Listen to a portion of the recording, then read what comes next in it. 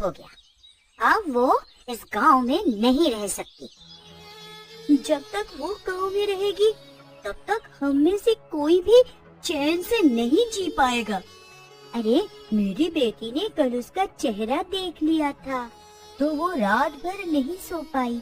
वे इतना डर गई थी कि उसका नाम लेकर चीख कर उठ जाती थी। अरे जब से मेरे बेटे ने उसका चेहरा देखा है तब से उसका भी कुछ ऐसा ही हाल है। वह तो घर से बाहर निकलने में भी डरता है।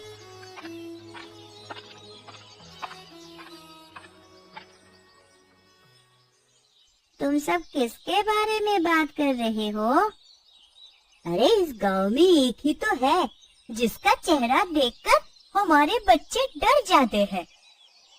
अगर तुम्हारे बच्चे उसका चेहरा देखकर डरते हैं तो तुम सब उन्हें समझाती क्यों नहीं? अरे हम सब अपने बच्चों को क्या समझाए? तुम सब अपने बच्चों को ये समझाओ कि जैसा उसके साथ हुआ है वैसा किसी के साथ हो सकता है। तुम्हारे साथ भी तो हो सकता है ना?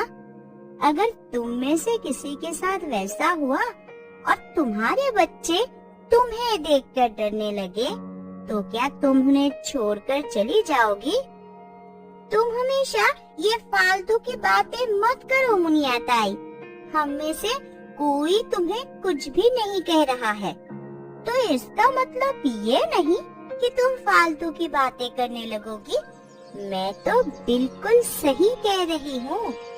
तुम्हें ही मेरी बात गलत लग रही है तो मैं क्या करूँ?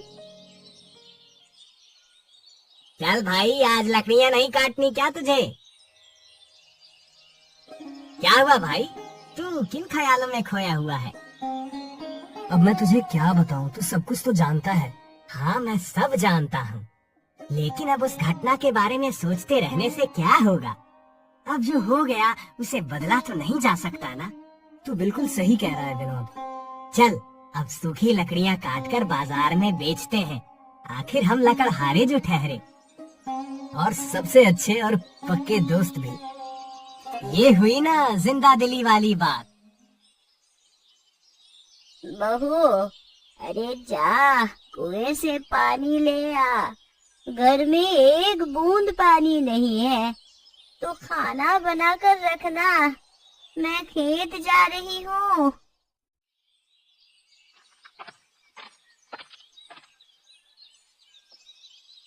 कैसे हो सुलोचना बहन?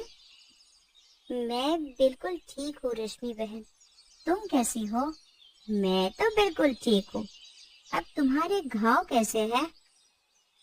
मेरे घाव तो पूरी तरह से भर गए हैं, लेकिन मेरे मन में जो घाव लगे हैं शायद वो कभी नहीं भर पाएंगे। कैसे मन का घाव? मैं कुछ समझी नहीं। बहुत प्यास लगी है, पानी पिला देना चाची।